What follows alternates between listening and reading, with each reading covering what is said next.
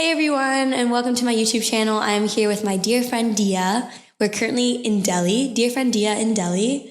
Diya, do you want to introduce yourself really quickly? Yeah, I'm Diya. I'm a Stanford sophomore. I'm studying English and computer science.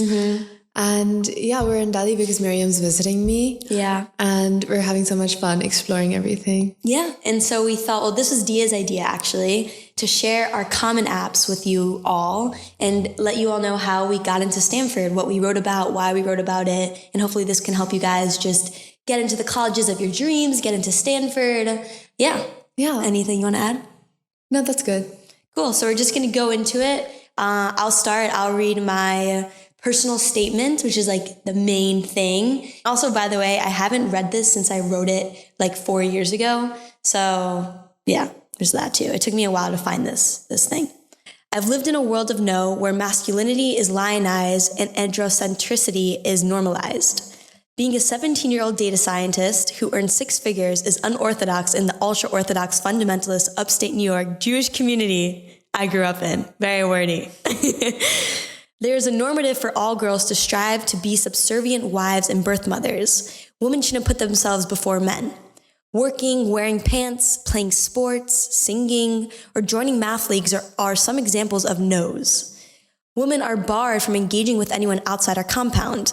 Using Google is unthinkable. Using electricity on Saturday is unimaginable. This is the norm for all fundamentalist, ultra-Orthodox communities. In 2016, my mother broke free. By liberating herself, she liberated me. It's been a year since I moved to Silicon Valley. It is a Saturday evening, and Olivia and I are having dinner at Coho. I met Olivia at Make School Summer Academy, an 8-week app development summer program in San Francisco. She is now a Stanford freshman who loves the Cardinal yes and spirit. This year, we are developing the Cardinal Impact app to assist freshmen moving around campus. This app will increase positive engagements between freshmen and upperclassmen. We have made quick progress on our app. Olivia muses about the challenges of being women in technology. In this moment, I realize that I am out on a Saturday night wearing comfortable pants, using electricity, and coding. I have broken every rule and no one rebukes me. Sure, all women face challenges in our society, but I feel like nothing can stop me when I compare my life now to the days when I had to work secretly on my brother's computer, teaching myself to code against the rules of my household. Cardinal Impact is the 13th app I have created since the age of 13, but tonight feels so different from the days I wrote my first app. I don't have words to explain this to Olivia. I simply say, I am allowed to freely create with technology and it's magical. Olivia asks, what drives you? I reflect back on the no world of my childhood, and I think about the difference one yes can make. When my brother Shlomo got his first computer, I was only 9 years old, but he allowed me to tinker with it. I alleviated my intellectual curiosity by watching countless how-to videos on YouTube and learning how to breakdance, making photo collages and apps. Shlomo gave me my moonshot, my gateway to the outside world. It was my brother's yes that kindled my passion to design and create tech that works for everyone. In 9th grade, I sought to bring a new sense of community to Terrace High. I wrote my first line of code when I decided to build the Terrace app, which allowed students and administration to share announcements, schedules, and photos. After a few months of learning app development, I submitted the app. And though it took 3 tries, Terrace was accepted into the App Store, making me a proud published 13-year-old iOS developer, against all odds. Olivia nudges me out of my contemplative state and says, okay, time to make sure the Cardinal app is good working order before 2018. I laugh and Google a quote from Jane Lanthrop's Stanford about the inaugural Stanford class, which I read aloud to Olivia. There's only one failure for you, and that is not to be true to the best you know. It will take some time to accustom yourself to your new surroundings. Consequently, we are desirous that you will be tolerant until all machinery is in good working order. And with that, Olivia and I get to work. Yeah, so That's such a good essay. Thank you. So actually it's very funny because our essays are completely different, which I think is good that we're both sharing our common apps with you. So you can see like different kinds of ways that work. So I'll like dig into it a little bit and then you can read your personal statement. So the format for mine was I was trying to share my life story without just saying my life story. You know, like there's a lot of essays that say, I grew up in this community, it really sucked, I found my way out, blah, blah, blah. And I did that, but what I did also to make it more engaging is I tied my story into a scene. And the scene was me and Olivia sitting in a coffee shop, Coho. And to look at that on a deeper level, why Coho? So I chose Coho because I wanted to get into Stanford. And Coho is a cafe on Stanford. So I tried as much as I can to tie in things that Stanford specifically was looking for. So I mentioned Coho, saying I was at Stanford. I quoted by the end one of the Stanford, Jane Lathrop Stanford, the wife of the founder of Stanford. So I tried as much as I can to bring in Stanford specific words and ways of thinking and places to show like I am committed to this school because that's where I wanted to go. And then another thing is that Stanford is very into intellectual curiosity. That's like their thing. They're super into like, we want people who are intellectually curious, or intellectual vitality. Yeah. Is that what it is? Intellectual vitality. And so I mentioned in my essay, I say, I alleviated my intellectual curiosity. So I mention the main thing that they look for as a Stanford student. Yeah. And so I tried as much as I can to include specifically what my university was looking for. So my recommendation is to do that too. Do your research, get quotes from the founder of Columbia. If you want to go to Columbia, see exactly what they're looking for and tie that into your essay. And then the other main point is to make it a scene or a story and not just like spitting out events, but kind of tying everything together in some sort of story. And that was the hardest part, I would say, to do for this essay, was finding that story. All right. How did you choose which story to pick? Because you start with your Orthodox Jewish community and then you talk about Olivia and this one specific app. Yeah. Did you pick it because it has the word cardinal in it? So that's another great example is that Cardinal Impact was actually an app I literally made for Stanford. Okay. So everything in this personal statement is my dedication and commitment to this university through my story. So that's what I was tying in. I wanted to show that admissions office that I want to go here, and that's why I chose that app, was because it's about an app I was creating for Stanford students.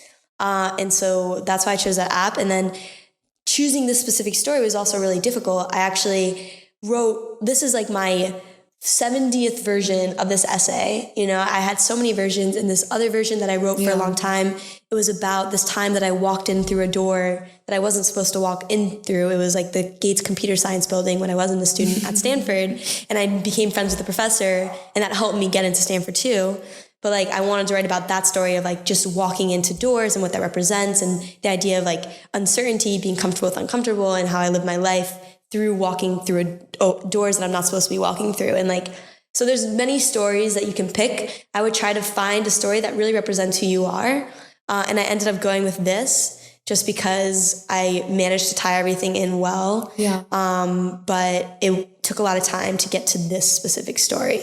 Yeah.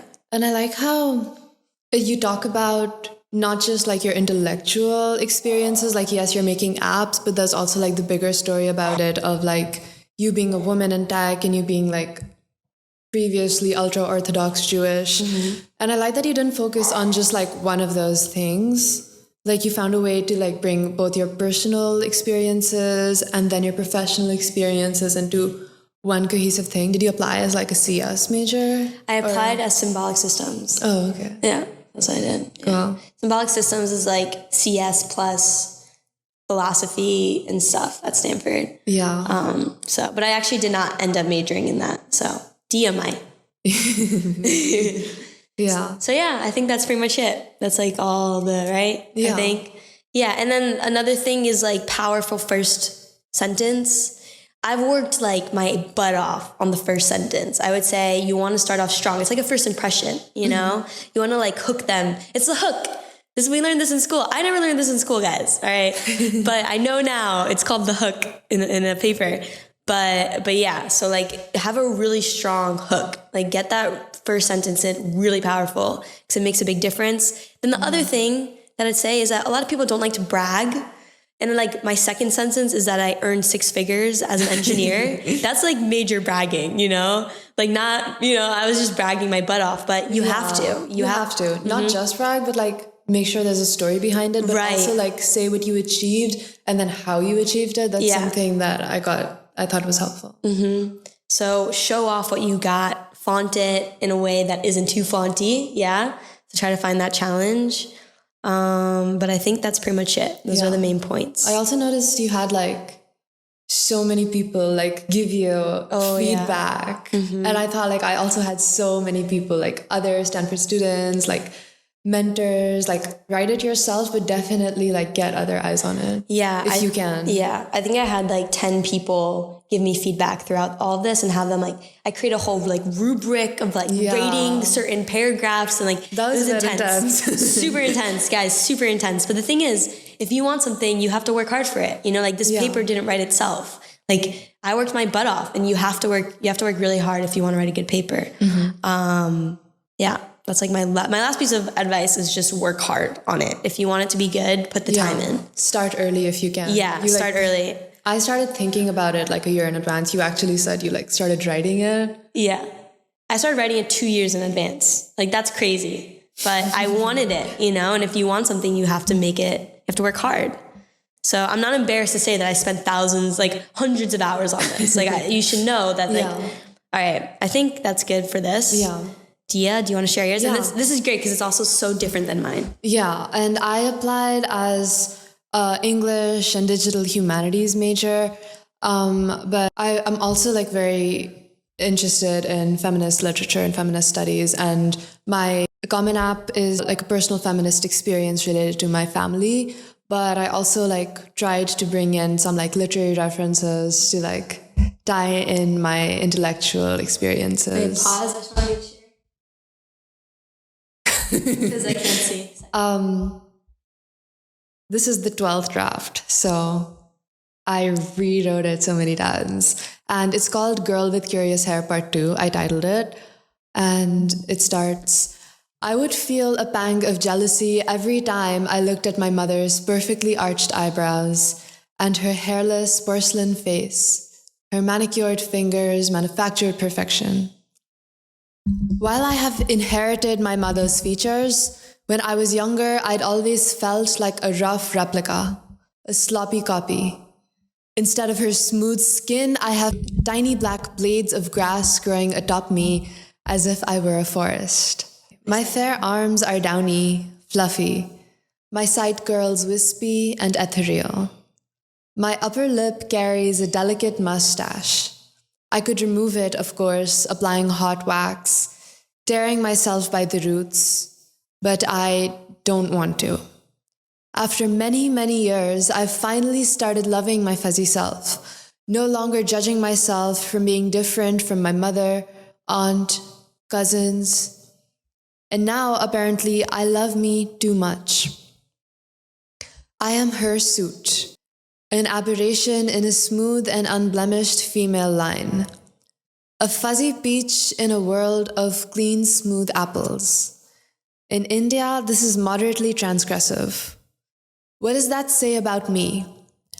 I am deliberate, stubborn, determined. People have called me difficult. My father says I'm original. But how did my natural body become politicized to the point of being called subversive if left unmodified? This problem goes beyond just me. I see my own story reflected in the young women surrounding me. Like my little sister, Nana. When she started going to middle school, I knew she'd have the same questions I once had. And I was right. One night, she came to me before bedtime, troubled about her own flourishing girl stash. Nobody else seems to have one, no TV characters, no aunts or cousins, not even our own mother. People at school asked her questions about it, and she was teased. It made her feel othered, abnormal. I saw myself reflected in her. These were her questions, but also mine. I bristled, unsure of my place. I didn't want to overwrite myself upon her, compelling her to inherit an ideology in a manner that runs counter to what that very ideology stands for. So I treaded cautiously, guiding her to find her own way.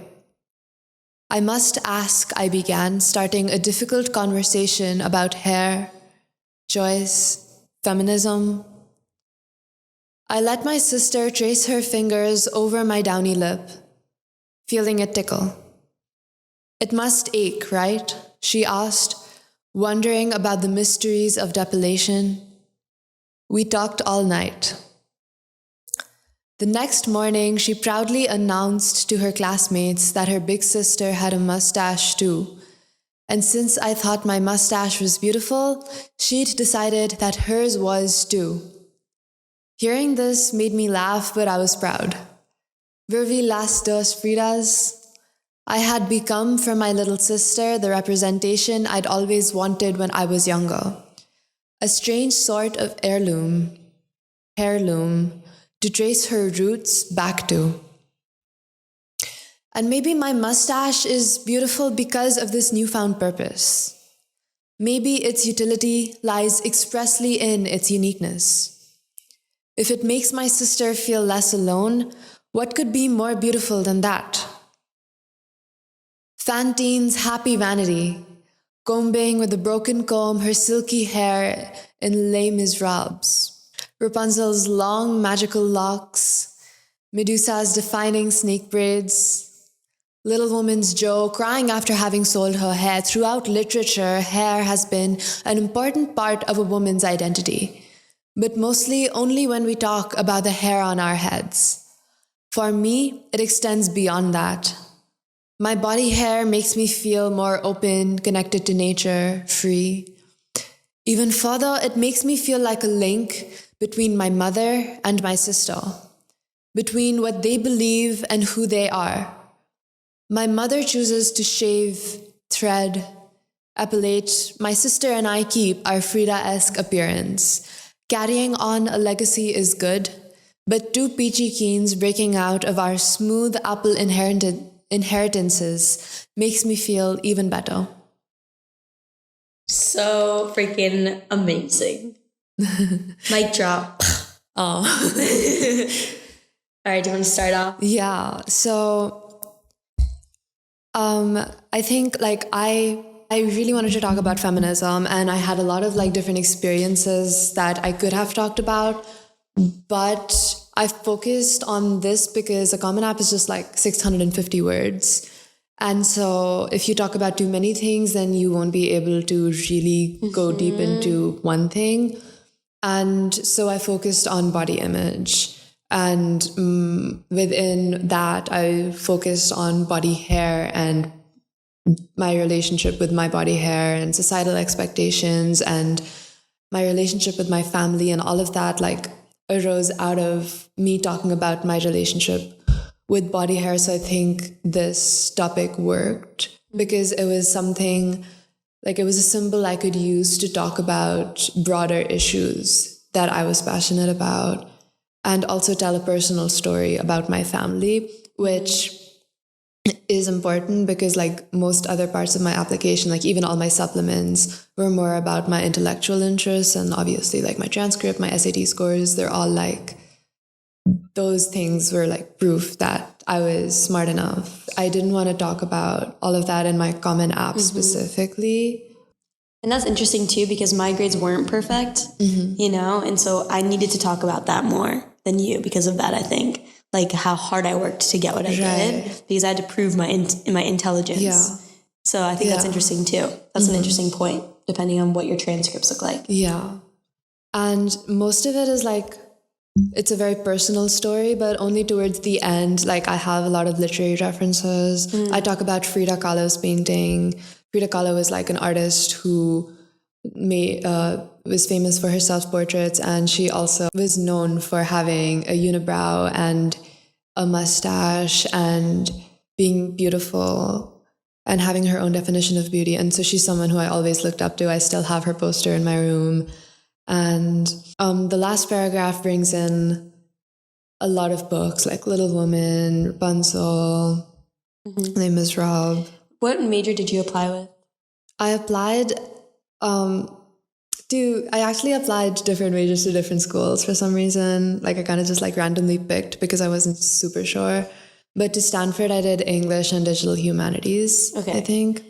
So I think the way you wrote is very, with applying with an English major, you want to prove that you can write. Yeah. And this proves that you can write. It's very literary. It's the way your play on words, your ability to start a sentence with and make it work, like that's like difficult, you know, like if usually when people do that, it doesn't sound good, but you had this very special flow that was kind of like a stream of thought a little bit in this essay. And it shows that you can write well, I think, which is like another thing, depending on what major you're applying with, to think about like the structure of the essay. But because you applied with an English major, I think the format like shows that. And you said that you're a storyteller also, you know, and like, so this shows that you can tell a story. So I think like the pressure was even higher for me because I'd won a lot of creative writing awards. And if I couldn't write a good essay, then that would just like negate all my achievements in my head, like for these admissions officers.